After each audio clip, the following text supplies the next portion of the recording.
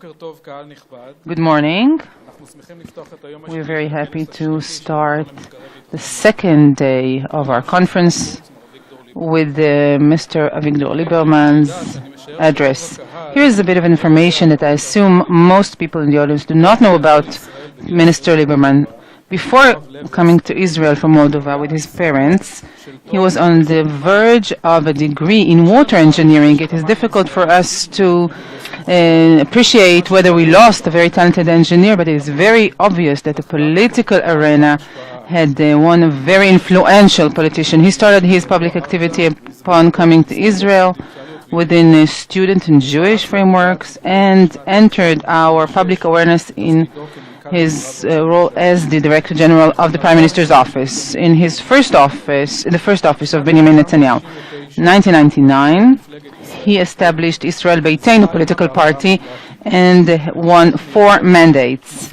Later on, it looks like a mathematical series. He went to 9, then 11, then 15 mandates in 2009 and 2011, 31 mandates, merging with the Likud party. He served as a vice prime minister, as ministers of infrastructure, minister of strategic affairs, and minister of transportation. Today, we learned of his intention to include chess studies as mandatory studies in the curriculum. The intention being to base strategic thinking of the children of Israel, and I think that there is no one here in the audience who would oppose this proposition, and I'm honored to call Minister of Foreign Affairs, Mr. Liberman.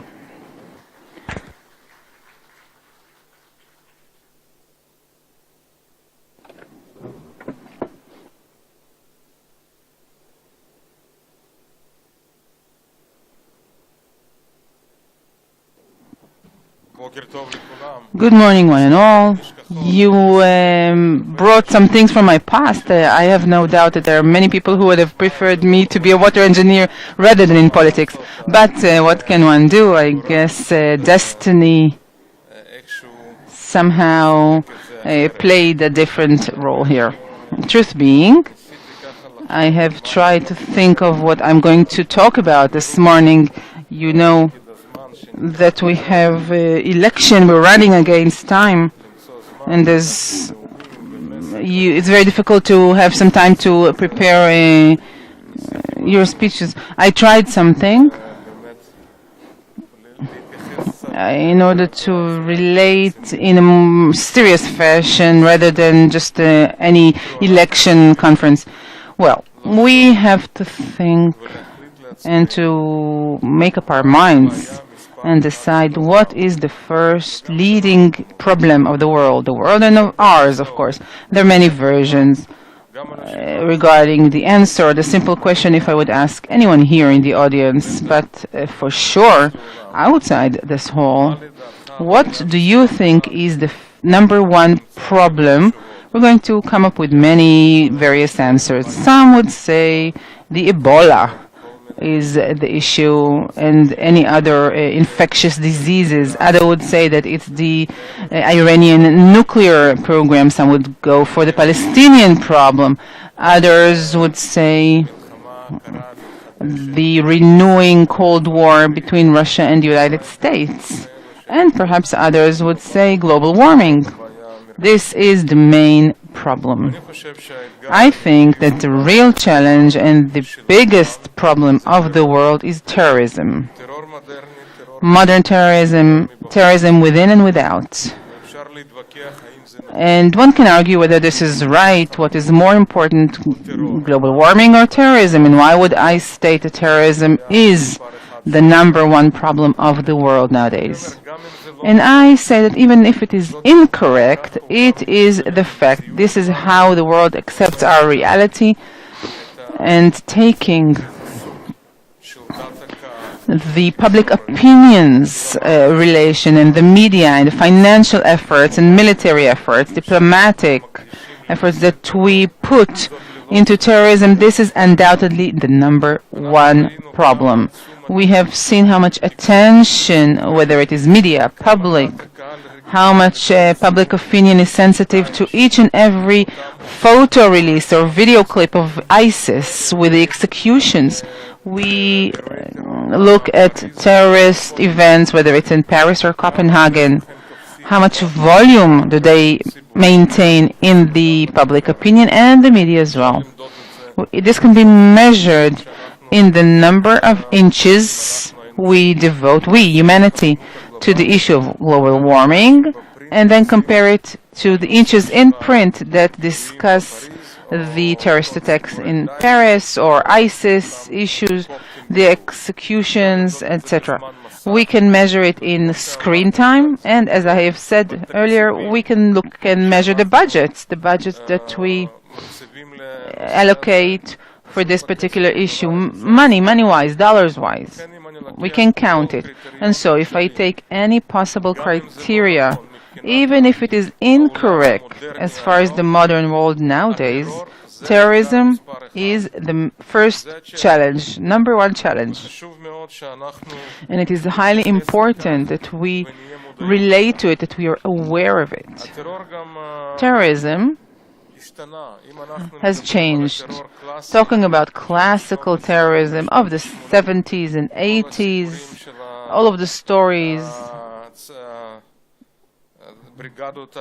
of the Red Brigades, Baader Meinhof, direct activity. This is classical terrorism, which actually nowadays does not exist anymore. Terrorism today has changed. And if we used to talk about terrorists as ideological groups, small groups, having their pistols, or they kidnap people, they shoot at people, today terrorism is first and foremost influenced. It is a world network, sometimes of competing entities, sometimes they're allies, but this is what inspires terrorism in each and every country.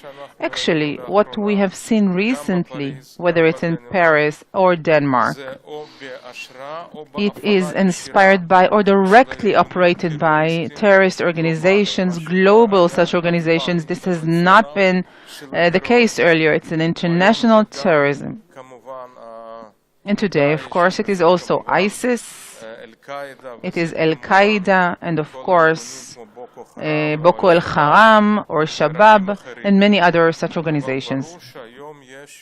Obviously, today there are terrorist organizations that cross borders, cross countries, and they actually inspire or operate directly terrorism from within, particularly in Western countries, and nowadays also in East Europe, Central Europe, as we have seen more than once in Moscow and other places,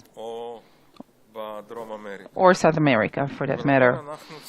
And so we should understand what has changed. What has changed in the world? If we used to talk about terrorist organizations as something which has no borders, has no territory, no army, it has several terrorists that are filled with ideology. Today, it is the other way around. Nowadays, terrorist organizations first and foremost try to overtake land and rule there. If you look at ISIS, ISIS has control of the entire south of Yemen. If you look at the Islamic State, ISIS, which is nowadays controlling a territory which is 2 times the size of the state of Israel. They are controlling 56,000 square kilometers, perhaps a bit more. It depends on the way one measures, but anyhow, the land under their control, that group or that organization, is 2.5 times the size of the state of Israel. We're talking about Boko el-Haram, which is controlling complete areas, and Al-Shabaab. Moreover, what else has changed? Nowadays, all of these organizations not only control a well-defined territory, even right next to us, we mustn't forget Hamas or Hezbollah.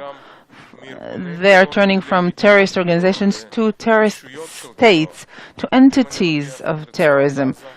For example, the Gaza Strip, or if I think of the south of Lebanon, these are entities or states of terrorism, complete entities. They have their internal state order, they collect taxes, whether it is education, brainwashing, whether it is recruiting, mandatory service in their army, and internal security, espionage, and cyber capabilities as well.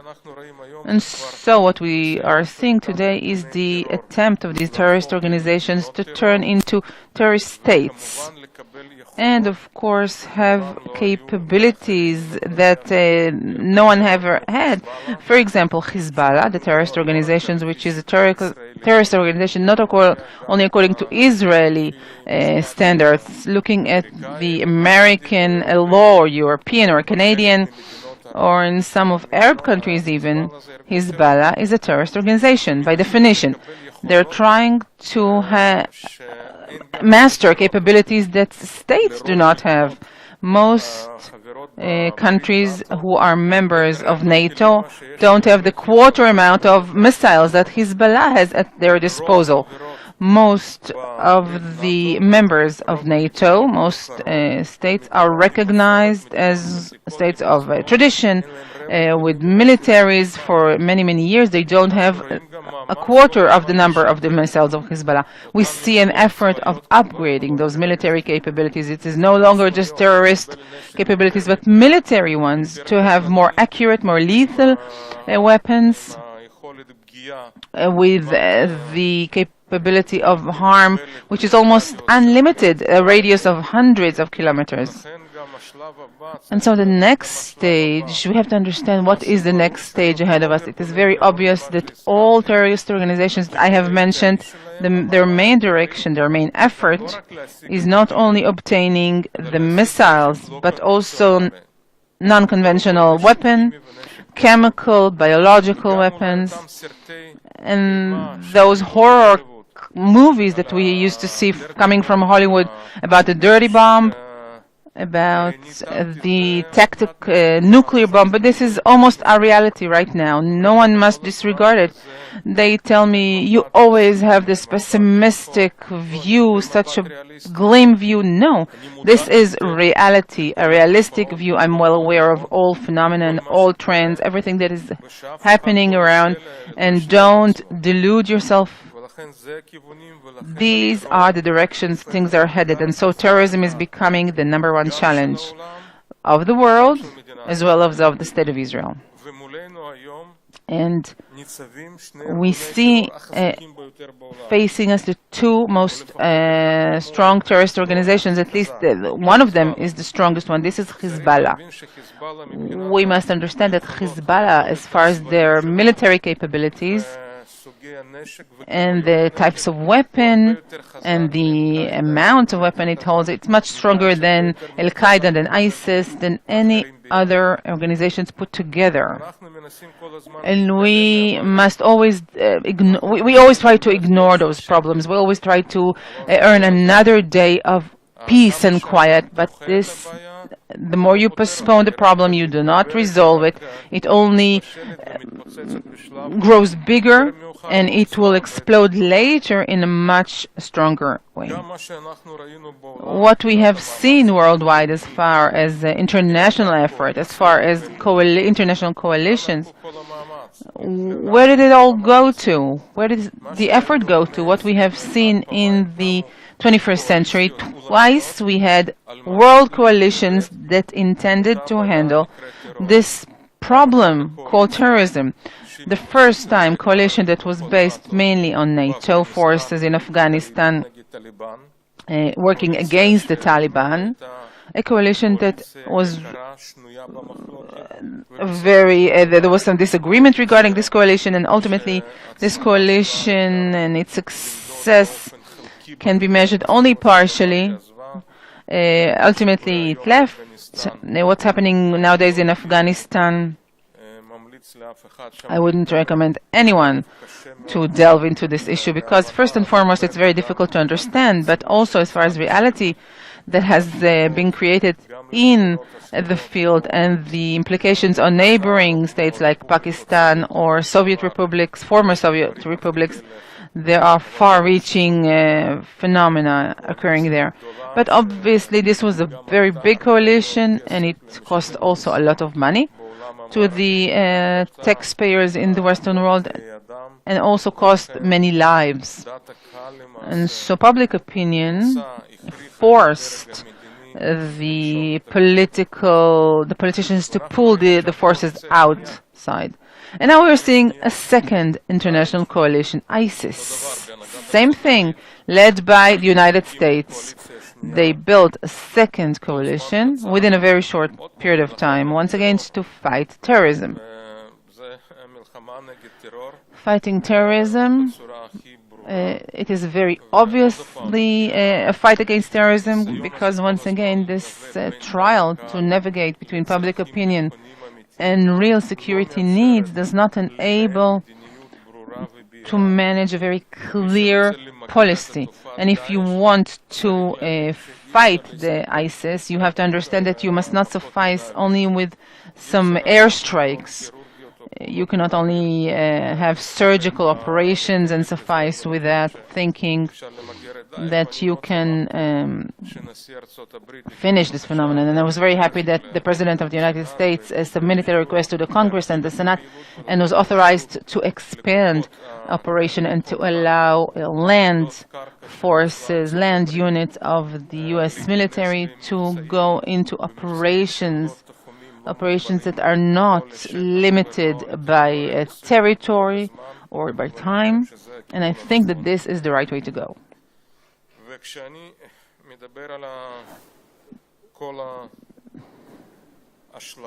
Talking about all the implications in the broad sense of terrorism, it has many implications. And of course, the first thing, it distorts our daily agenda, it changes our thinking, and it grabs first and foremost public opinion and the media. Obviously, on the screen, whenever there is a terrorist attack, this is the breaking news, and this overshadows everything else.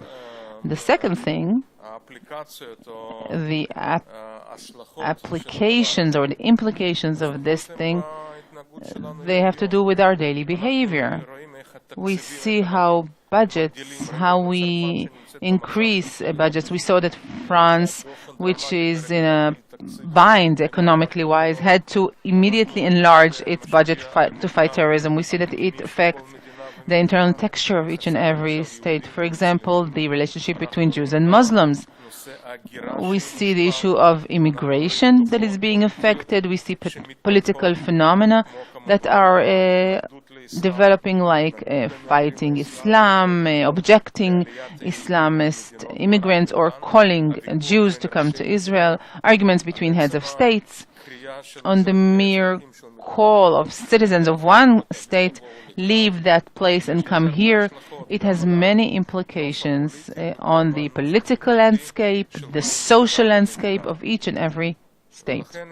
And so, once again, going to the beginning, if we wish to understand what is the greatest challenge of the 21st century, this is terrorism.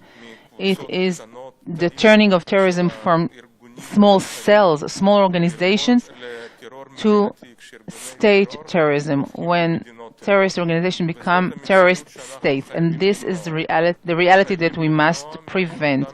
We must prevent those terrorist organizations from becoming terrorist states, because the implications is something that we did not even see in those horror movies, many of which came from Hollywood particularly. It's going to be far more lethal. And why is that? Because what is the difference between terrorist organizations to terrorist states, even hostile states, hostile to one another? When we talk about the climax of the Cold War between the former Soviet Union and the United States, still there were rational regimes. The regimes in the Warsaw Treaty were rational. They never stressed death as the leading value. And what's happening now with those terrorist organizations, they're irrational. Everything that they preach is jihad, is becoming a shaheed, committing suicide, killing as many innocent people as can be. This is the essence of modern terrorism. One must understand that they live in order to die. They're irrational entities. I once met here in Jerusalem Gregory Yavlinsky. He used to be one of the leaders, the liberal leaders in Russia. He was the competition of Yeltsin for presidency, and he was also a mediator at the time between the Russian authorities and the Chechens, who took people hostage at the theater in Moscow, and he used to come in and out. And he told me this amazing story. When he entered that theater that was captured by terrorists, the commander of the Chechen terrorist approached him, and he put a gun to his head and said, "Nothing is going to help you. Ultimately, we're going to win here, and we're going to defeat you, because you live in order to live, but we live in order to die." And I think that this holds the essence of it all, and we have to understand this thing. We have to fight this thing, just like the Nazi regime, which was irrational. It was mobilized by all sorts of ideologies, crazy worldviews, and they were ready to destroy the entire world. We see the same thing in a different version nowadays. And do I have 3 more minutes? I would only like to go back and say one thing. What are the implications for the state of Israel? What should we as a state do? What should we obtain? What must we implement in our daily policy? And here, I think that we also have a big gap between what we lecture and what we actually do. And this gap is really unhealthy. We have the media here, so even when I address the media, I say that media is thinning here very dramatically. And of course the decision makers, including, and I cannot absolve myself from this, I'm also a member of the cabinet, and when I vote, and even if I'm in minority, I still bear responsibility. And when I want to talk about the media, and there's nothing more popular than criticizing the media, particularly in Israel, and particularly in time of elections, I would like to neutralize that from the aspect of terrorism and provide just one example. February 2nd, the Chief of Staff, the outgoing Chief of Staff, gave decorations to the soldiers who partook in the defensive shield operation, protective edge operation. Eitan Pond, First Lieutenant, got such a decoration because he chased the murderers of Hadar Goldin. He went after the murderers, he went into the tunnel and really showed this valor and this courage that we so like to talk about. And that evening I turned on the news to see what is going on, whether it was Channel 1 or Channel 2 or Channel 10, all the Israeli news channels. This entire story about this soldier who was supposed to be a role model, who should have been a role model to all of our young people. And of course the news started, the first item was Sarah, the Prime Minister's wife, bottle recycling. And then the second item was about some sort of a reality program, The Amazing Race. And then they had an item of about a minute, 26 seconds about this soldier, the first lieutenant, who deserves each and every decoration. Should have been the opening item, should have been the first discussion when we talk about the young generation raising our young generation with the proper values. And so I go on to say that the media also bears some responsibility, although we as politicians are not active and we like to lash at the media. There are many things that should be corrected and should be done. And where is our main problem? We, first and foremost, have created for all of the terrorist organizations, all of the terrorists who are fighting Israel, we have put hope. Instead of actually having this iron wall, instead of telling them, you have no chance and we're going to fight, we keep on creating hope for them. We keep on strengthening them.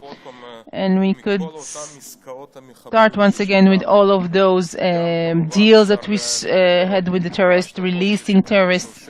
You can see what the implications were of releasing Sheikh Yassin, and then all other deals with Hezbollah. And we see today Samir Kuntar not only going back to his activities, keeping on fighting. We see the terrorists that we have released in the various other deals with Hamas. We see what is happening there.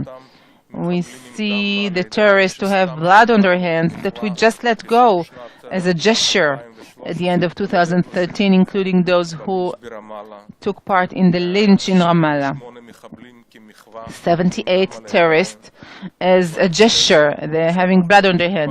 And I think that when we go over and over and releasing groups of terrorists, each goes out with a hope. They are not afraid. They know that ultimately we're going to give in, because populism is taking over each and every Western country.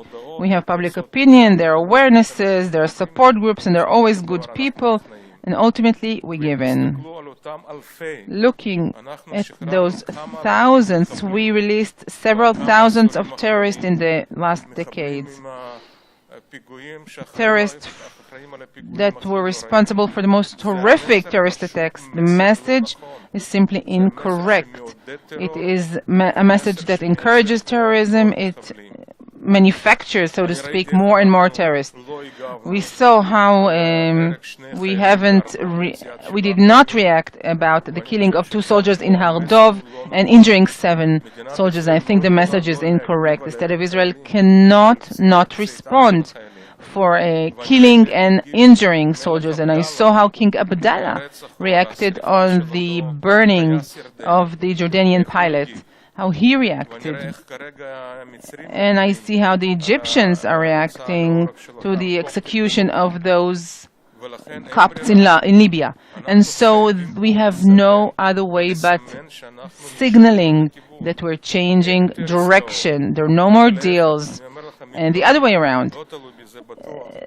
For sure, the first law that we're going to propose to the next parliament as from Israel Beiteinu political party is death penalty to terrorists. We must not give them any hope, and we have to stop all arguments that were accompanying our reality. We have to have death penalty for terrorists. Right now we are in a completely different situation. If there is death penalty in the United States, if King Abdallah is reacting the way he did, we have no other choice. Otherwise, we're going to simply call in more and more terrorism. What's more, we cannot lie to ourselves. We cannot delude ourselves. I remember Protective Edge, the operation in Gaza, and I remember the press conference when everyone came and talked and explained that Hamas was on their knees and they're begging for their lives. Now you don't need to be the Minister of Foreign Affairs or the Minister of Defense. You don't even need to be a special emissary or being Martin Indyk. Anyone can tell you that the next round is just a matter of time. It's not a question of whether there will be another confrontation, whether we are going to have another operation. The only question is when. And the fact is that every 2 years we not only go to elections, but we have another round against Hezbollah or Hamas, is something that is preventing us from being a normal country, from developing our economy, from developing are long-term plans and programs. A normal country like Israel cannot every 2 years take 4 million people, send them to shelters, and stop the routine, and to be under siege with our Ben Gurion airport being closed down, and for 50 days, instead of getting to decisive outcome within 10 days, for 50 days we go on and on and on, and at the end we come out with nothing. And now when people speak about Hamas being on their knees, just a month ago we saw a parade of Hamas in the center of Gaza with top-of-the-art, state-of-the-art weapons, and we see that Hamas is now developing cyber capabilities. We saw this top-secret video from the IDF that they are downloading and uploading to YouTube. We saw missiles being launched to the sea, which means that they're experimenting. They are constantly developing and making more sophisticated weapons for longer ranges and more lethal weapons. And now we need to think how we can possibly prevent the fifth round. The fourth round is inevitable, but it must end so that there will be no fifth round. Because the way it is now, and I heard all sorts of interpretations and commentaries yesterday, that there will be a fourth and probably a fifth round as well. And this entire attempt has to be from our side to prevent a fifth round from taking place. Both in terms of how we treat Hezbollah, it has to be clear to all that we are not going to go out to another operation. It has to be finished with a decisive outcome, because without a decisive outcome, it's better not to start. We are butchering ourselves, we are killing our deterrence capability, we are eroding our ability to resist and to be resilient, and therefore this needs to be the directive of every operation. It has to end with a decisive outcome. Without such a decisive outcome, when I talk about the great challenge, the challenge of terrorism, we will simply miss it altogether. I am sorry, I don't have anything on a more positive note to say on this wonderful Tel Aviv morning, but still, thank you very much.